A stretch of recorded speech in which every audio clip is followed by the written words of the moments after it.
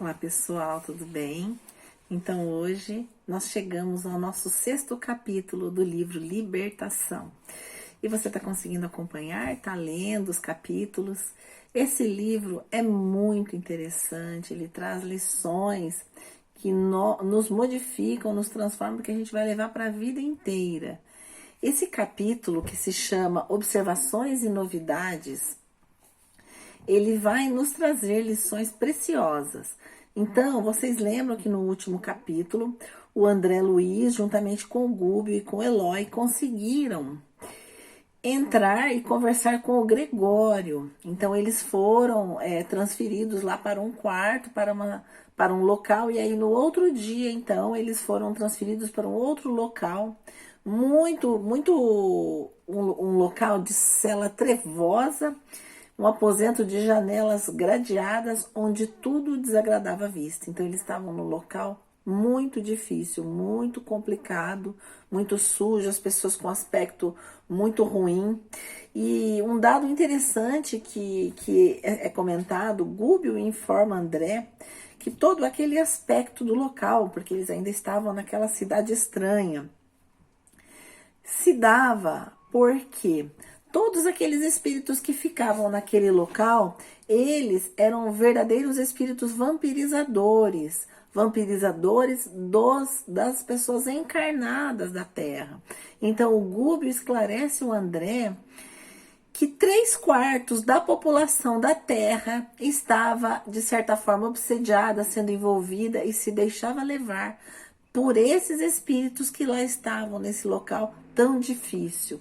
E isso nos leva a entender, muitas vezes, quando a gente fala, nossa, mas parece que só o mal, que só a falta de ética, que só o espertinho é que se dá bem, né? Que o bem, que a ética, que tudo que é bom, a pessoa que pratica o bem, ele é mal visto. Então, isso se dá de acordo com o momento do nosso planeta. Então vejam que nesse momento, especialmente que a gente está tendo da pandemia, para a gente se voltar a nós mesmos, para a gente prestar atenção nas escolhas que a gente tem feito na nossa vida, no que a gente tem pensado. Por que está fazendo tanto mal, tanta dificuldade para as pessoas deixarem de sair, deixar de vivenciar as vivências sensuais, sexuais da carne, nesses ambientes muitas vezes pesados, com a psicosfera pesada? Porque nós ainda nos deixamos levar por esses irmãozinhos que estão lá nesse local, na cidade estranha. Vejam, meus irmãos, que 3/4 da população da Terra ser envolvida, obsediada por esses irmãos, é um percentual muito grande. E nós temos que modificar esse percentual a partir da nossa conduta, de nós fazermos a diferença. E é tão interessante nesse capítulo que então o André e eles estão lá observando o local, né, que tem aquele aspecto realmente ruim, um aspecto que não é agradável aos olhos, né, diz o André. Então tem um momento onde está uma irmãzinha lá daquele local, desencarnado, um espírito desencarnado, juntamente com uma outra irmã desprendida, né, no sono físico. Então só o seu espírito preso, né, ela está encarnada, mas o seu espírito foi então ao encontro daquela irmã dessa esfera. E aí essa irmã lá do plano espiritual que a obsedia fala, mas ô fulana, parece que você está mais fraca, estou sentindo você mais frágil. E aí ela fala, é que o meu esposo, eles entraram num grupo de orações e ele está modificado. A hora que ela fala a palavra oração, aquele espírito que está lá fala, oração? Como oração? Como se fosse... Ela, não, você não pode se deixar levar pela oração, por esses grupos que se dizem espiritualistas, que se dizem os apóstolos os pseudo-apóstolos da terra. Não, você não pode esquecer do nosso propósito.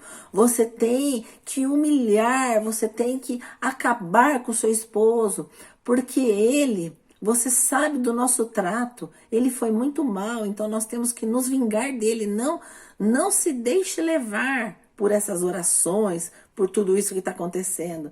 Então é interessante, o que chama atenção, essa ligação, né, daquele espírito desencarnado que vive nessa cidade estranha e daquela irmãzinha encarnada. E no desprendimento do sono, ela então vai ao encontro desse outro espírito que a envolve, que tenta manipular o seu pensamento para que quando ela volte daquela situação de obsessão, em muitos casos situações de depressão, de pensamentos deprimentes, de pensamentos maldosos. Então, a importância, e aí o Gubi esclarece o André, que ela está naquela situação porque ela quer, porque ela tem que modificar. E se ela modificar a conduta dela para a oração, a conduta para o trabalho do bem, ela vai levar junto dela essa irmã desencarnada, essa que está pretendendo a vingança. Então tudo vai melhorar.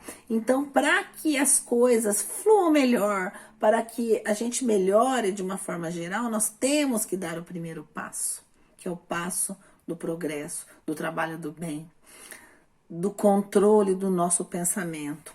Uma outra questão que eles colocam aqui, que o André e o Gubbio explica, que é muito, muito, muito interessante, que me fez, que ele compara, né, o nosso corpo a uma árvore.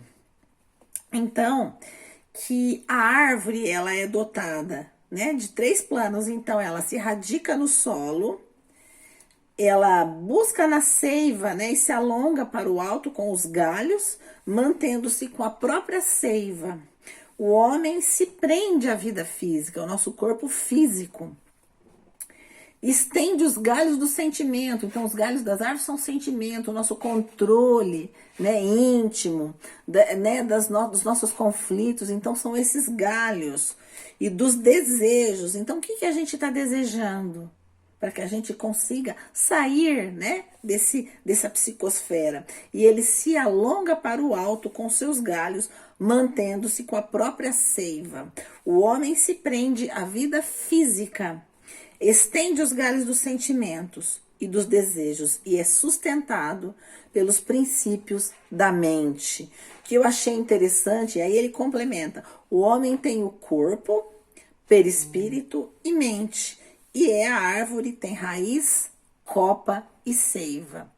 Então, quando a gente viu lá no livro No Mundo Maior, falando da importância dos pensamentos, da importância do cuidado com a mente, né? Que a mente tem aqueles 3 patamares. Então, a mente vai ser o elemento decisivo para que essa árvore cresça, floresça, mas não se deixe enlodaçar com a terra.